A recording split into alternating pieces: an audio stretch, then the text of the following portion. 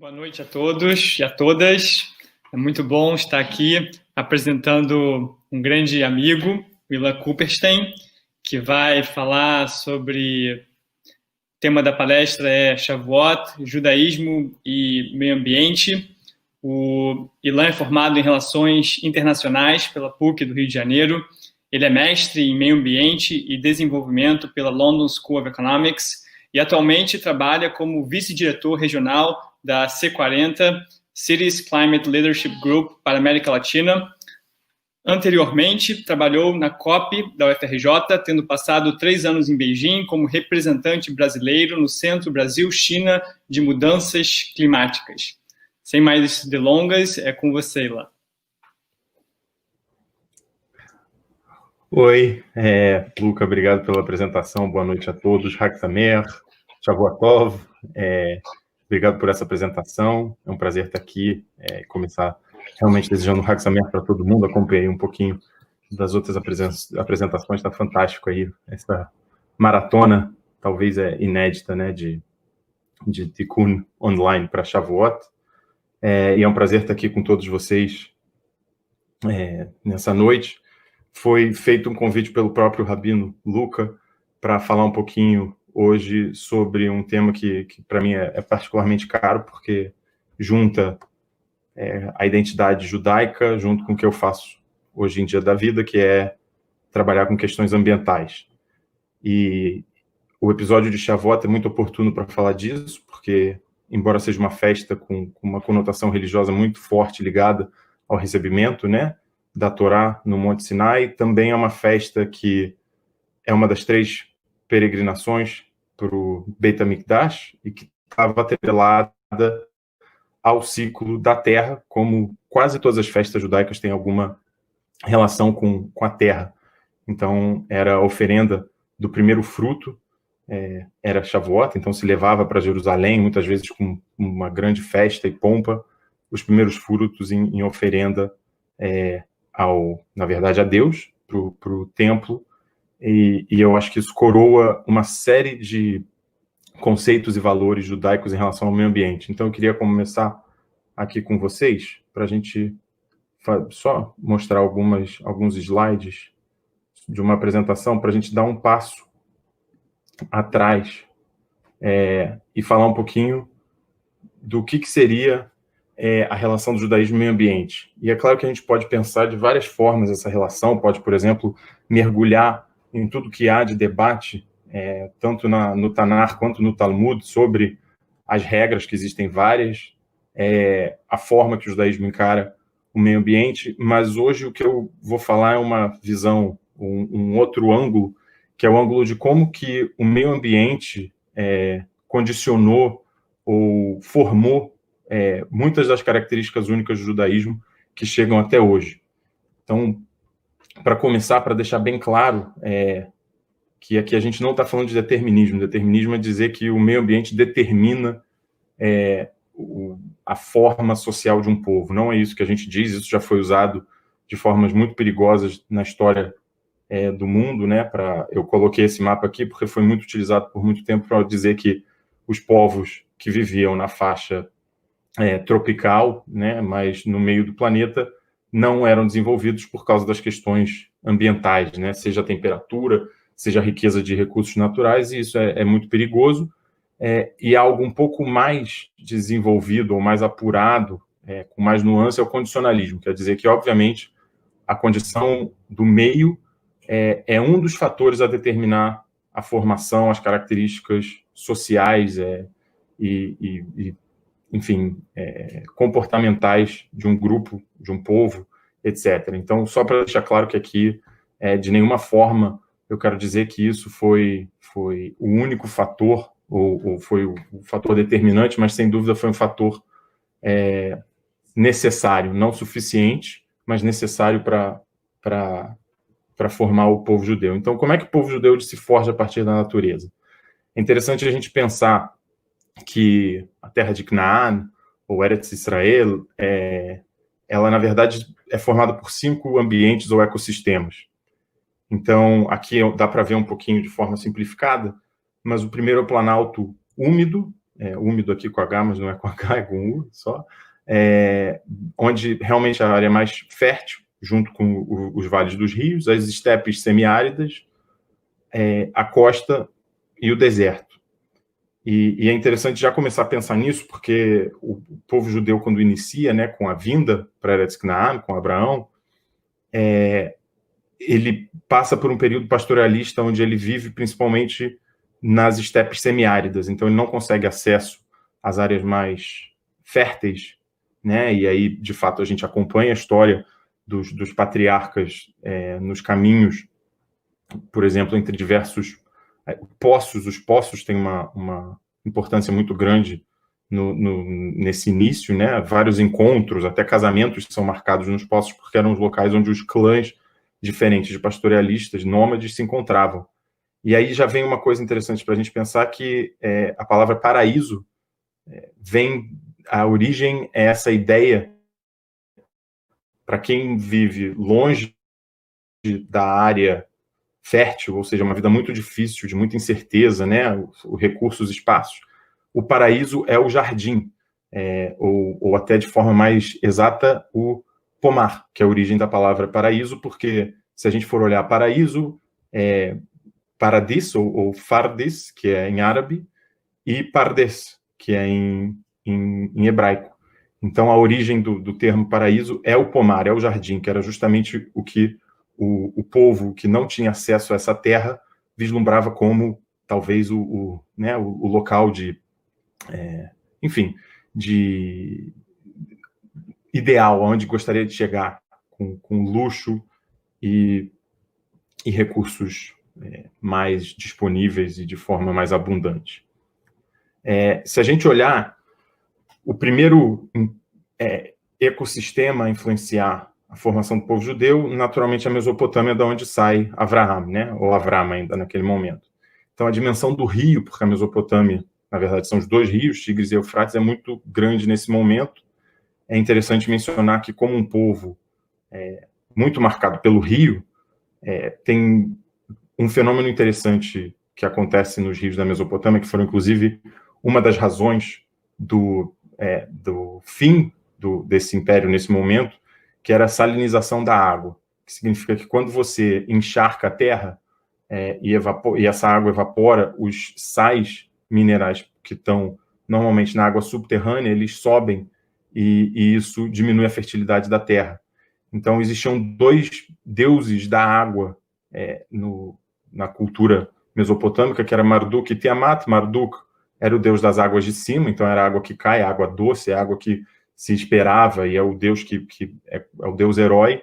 E Tiamat, que é a deusa, é uma deusa feminina, que é a deusa das águas salinas, das águas subterrâneas. Então, é a deusa que quer envenenar a terra da Mesopotâmia, e tem alguns historiadores que encontram em Tiamat a origem de Terremoto, que, se a gente olhar, aparece 32 vezes no Tanar, e a maioria delas tem a ver com águas das profundezas. É algo muito, muito forte, é um termo forte, até, de certo modo, perigoso, porque são as águas das profundezas que destroem a fertilidade das terras. E isso teria a ver com Maim e Shamaim, porque se divide a terra que cai, que é a terra boa da água, que já está na terra, e que essa água pode ser tanto boa e necessária, como também a perigosa. Obviamente tem um paralelo muito forte entre a história de Noé com Gilgamesh, que é o herói da mitologia, né, mesopotâmica, que também passa com uma arca, por um momento de quase extinção da vida na Terra, e ele sobrevive e lidera esse ressurgimento, não só da raça humana, mas também de todas as outras espécies. E o calendário, que a gente vai falar daqui a pouquinho, mas pensar que Nissan era o primeiro mês do ano, né? E ainda se você olhar principalmente o ano zodíaco judaico, apesar de hoje a gente começar em Tishrei, e tinha a ver muito também porque Nissan caía na época no calendário mesopotâmico, e o termo Nissan é um termo que vem do acadiano, que era a língua nesse momento da Mesopotâmia, que era uma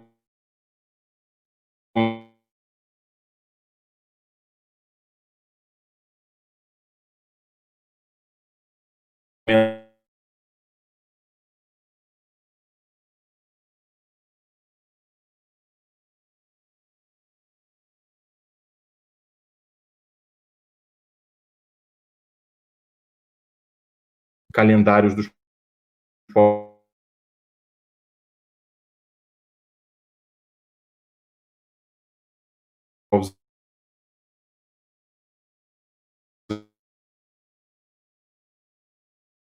antigos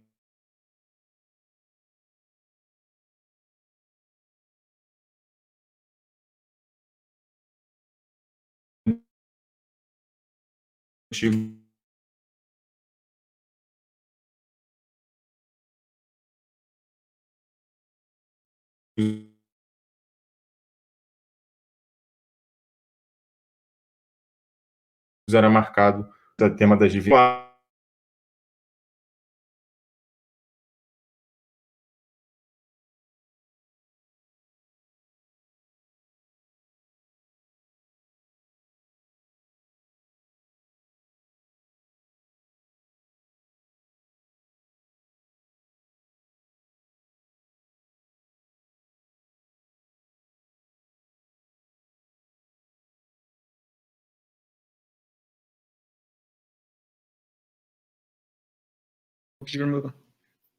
Eu acho que estamos tendo alguns problemas técnicos. Ah, voltou. Seja bem-vindo, Ilan, de volta.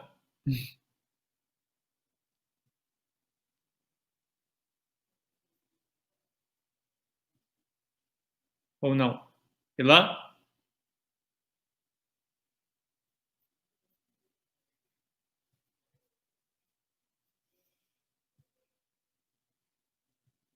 Ilan? Parece que a internet do Ilan caiu, então eu poderia acrescentar sobre... Marés e os povos do deserto conheciam e saber quais eram os momentos de fertilidade. A maior parte desses grupos se movimentavam à noite, devido ao calor, e a lua determinava os bons momentos para eles se movimentarem, por exemplo, com lua cheia e todas as outras fases, mas idealmente a lua cheia para se movimentar por causa da visibilidade.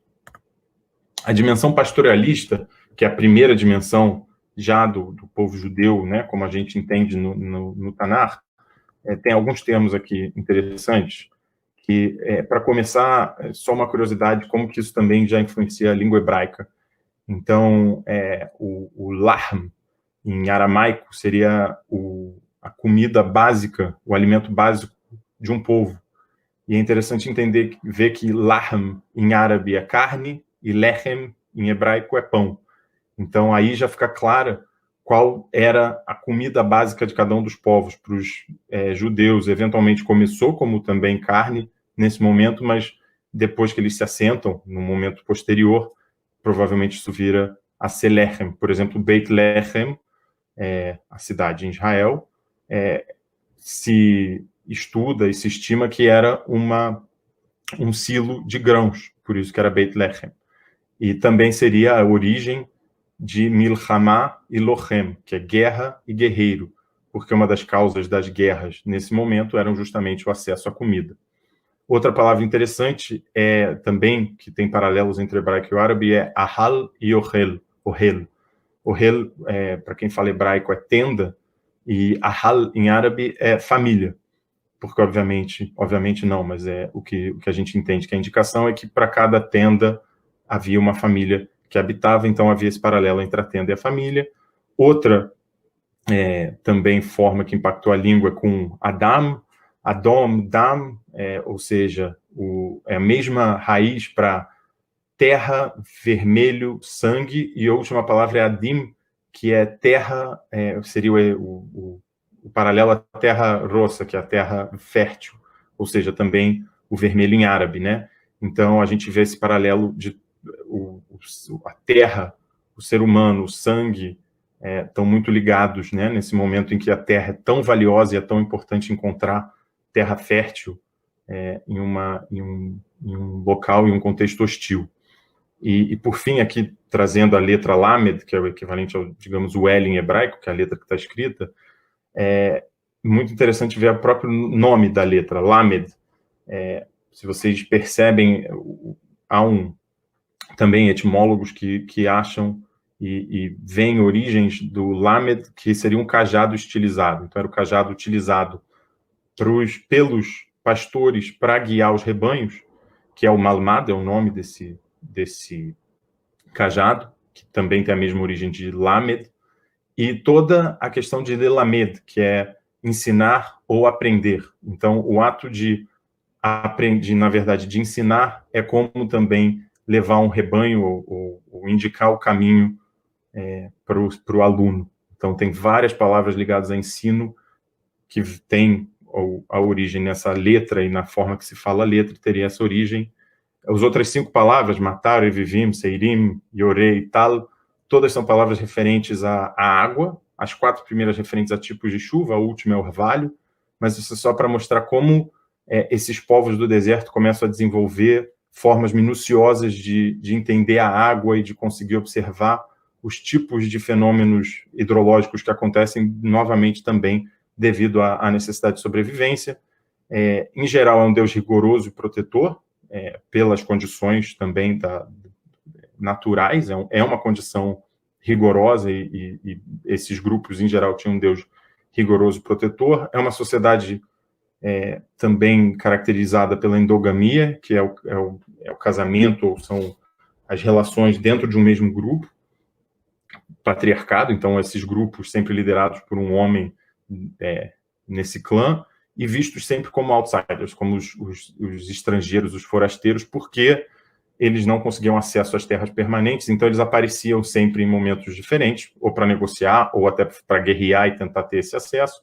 Então isso também já cria, isso a gente sabe que é uma parte bem forte da identidade judaica, a todo o debate sobre ser estrangeiro. Isso talvez, olhando desse lado, já vem desde a sua origem.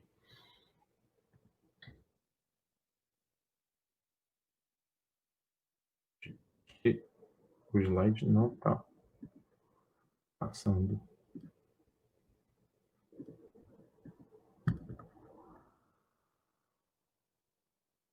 Perdão, pessoal, eu vou botar de novo, só para tentar, Luca, que o slide travou. Vocês estão ouvindo?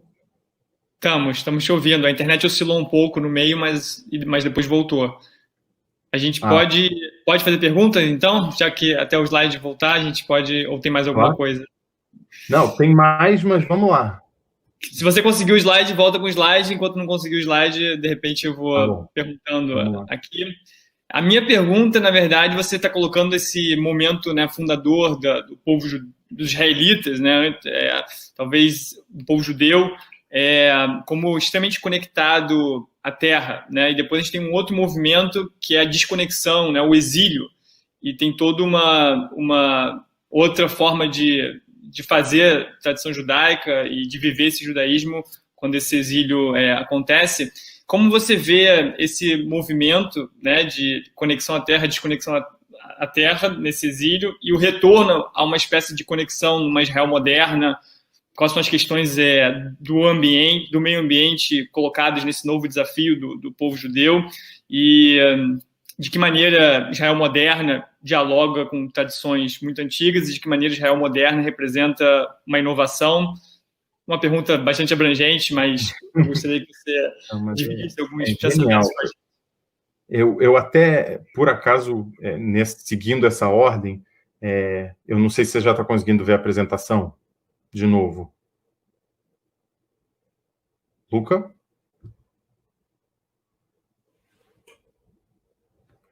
Internet, acho que está ruim.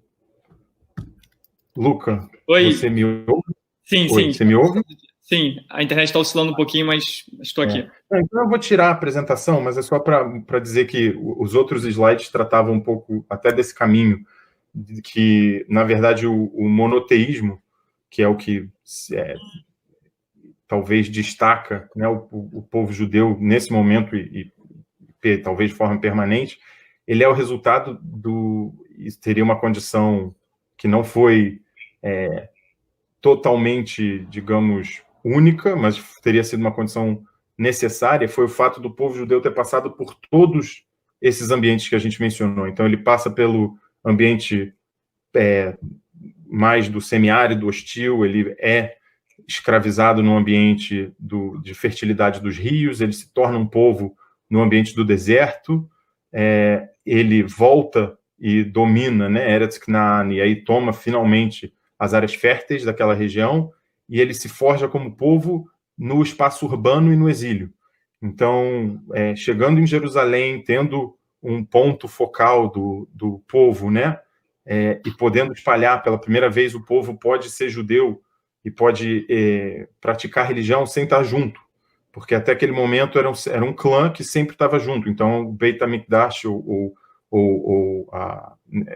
era algo que andava com o povo, né? No deserto, na chegada, e com o estabelecimento de um reino estruturado, passa a ser um pouco mais abstrato. Você pode rezar a Deus, você pode ter as tradições, e aí tinham 3 vezes no ano que você mantinha esse elo com as festas, né, de peregrinação para o Beit HaMikdash, mas ali você consegue já, apesar dessa ligação à terra ser essencial para o judaísmo, você consegue evoluir para que essa ligação não seja, e é talvez o único povo que consegue ser totalmente translocado do lugar de origem e manter a sua identidade. E justamente por causa da ideia de um Deus onipresente e de um Deus que, a cada vez que o povo judeu passa por uma dificuldade, o compromisso com esse Deus ele é reafirmado, talvez até de forma mais forte, porque é esse Deus que vai ajudar a manter a unidade do povo e a sobrevivência dele por mais essa fase, até poder voltar àquela terra. Então, falando de forma bem, bem resumida. E aí traz para hoje, é muito interessante porque eu gosto desse paralelo, que é ecologia, vem do oikos, que é do grego, que é a casa, né? Então é o estudo da casa. E o sionismo também nada mais é do que a vontade do povo judeu de voltar ao seu lar, né? De restabelecer o seu lar. Então o sionismo também é uma forma de ecologia, se a gente olhar essa origem da palavra, mas tem uma ligação muito forte com a terra, né? Tanto é que, até voltando a Shavuot, é interessante que tem várias regras éticas de como se utilizar a terra. Por exemplo, nos 3 primeiros anos de nenhuma árvore você deve colher aqueles frutos. Então era normal ver nos kibbutzim marcado o ano que a árvore foi plantada para saber se aquela árvore poderia ter os frutos colhidos, e até também por causa da Shemitah, né, de reservar uma parte do solo para descansar, que também é uma regra da Torá. E é muito incrível essa ligação, talvez paradoxal, mas que no fundo não é um paradoxo, que é do povo judeu ser um povo que ele tem um monoteísmo universal, mas uma ligação com uma terra. E isso hoje, enfim, durante toda a nossa história, foi principalmente forjado na diáspora, na Galut.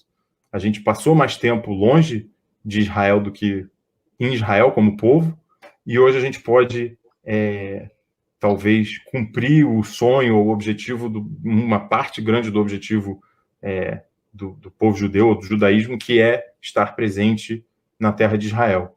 Então, não sei se eu respondi a sua pergunta, até porque eu acho que ela levanta até mais perguntas do que respostas, mas é bem interessante essa ligação universal e local dentro do judaísmo.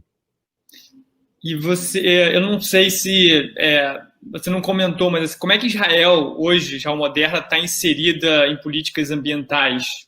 E se essa posição pode ter alguma inspiração nessa tradição do povo judeu, de alguma forma de conexão com a terra, sendo ela mais concreta ou mais abstrata, dependendo do seu período da história. Onde é que Israel se encontra assim, nos acordos e cooperações de clima, meio ambiente? Bom, Israel tem um dado que sempre é mencionado pelo próprio governo, e é realmente um dado para se orgulhar, que é o único país que começou o século XX com mais área florestada, de floresta, do que começou o século XIX, né? Então, é um país que tem uma ligação muito forte com a terra. É um país líder em temas como reutilização da água, dessalinização, que é um tema um pouco polêmico por algumas razões, mas é visto como uma solução. O próprio uso da terra de forma eficiente, mas água, sem dúvida, é um dos temas que Israel se sobressai. Nos acordos de clima, Israel particularmente não tem objetivos tão ambiciosos, se comparado com outros países. Se fala muito disso por causa da falta de espaço. para, por exemplo, conseguir tornar toda a energia de Israel renovável. Já tem várias plantas de energia solar, principalmente no Negev, tem um pouco de aproveitamento de energia eólica no norte de Israel, mas ainda existe e é interessante que tem muitos grupos de ambientalistas em Israel, é muito forte essa agenda. Então, realmente, parece que existe uma pressão permanente da sociedade civil para esses objetivos serem mais ambiciosos ainda. Uhum. E como é que uma política de meio ambiente contemplaria, né, as minorias ou cooperações com os palestinos? Como essa política, de alguma forma, poderia até mesmo ser ou um empecilho ou um incentivo para uma coexistência na região? Sem dúvida é um desafio, porque os recursos ainda são escassos, né? Mas também é uma oportunidade. Então, a gente vê alguns líderes, um dos maiores especialistas de Israel, que escreveu, inclusive, a história ambiental de Israel, o Alon Tal, ele tem uma série de cooperações com os palestinos. Então, de, por exemplo, fazer estudos sobre a gestão integrada de água entre palestinos e israelenses, até porque não faz sentido separar, seria talvez um movimento até de canibalismo contra recursos que já são escassos. Hoje em dia, de fato, Israel ainda controla, por exemplo, a energia dos palestinos, isso é um tema das negociações e deve entrar nas negociações, mas quanto a recursos também é usado de forma política, como Israel estaria mantendo a ocupação para ter acesso aos recursos. Isso muda muito com a tecnologia. Então, por exemplo, o fato de Israel hoje usar tanta água de plantas de salinização tiraram muita pressão do Kinneret, até a importância geoestratégica. Eu me lembro de ir para Israel e todo mundo se falar da altura que está o Kinneret, né? Porque era a maior fonte de água doce. E hoje em dia, por causa das plantas, hoje são duas grandes, essa pressão diminuiu. E eu acho que isso pode ajudar, inclusive, no processo de paz. Eu prefiro pensar assim. A gente tem mais 1 minuto e meio e eu gostaria de te dar a oportunidade de fazer as considerações finais.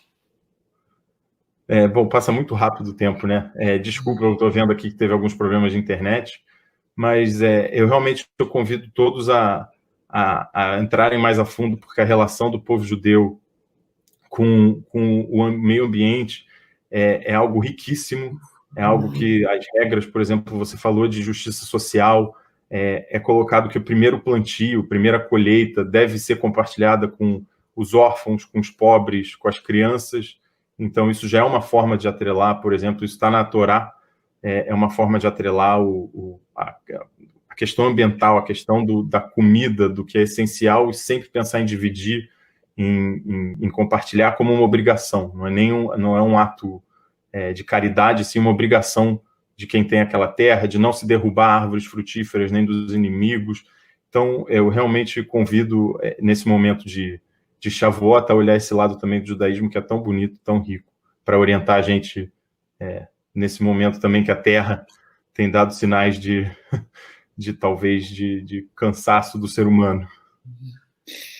Muito obrigado, Ilan, por compartilhar essa história antiga da gente e fazer reflexões também sobre o momento moderno. Agradecer enormemente pela sua presença.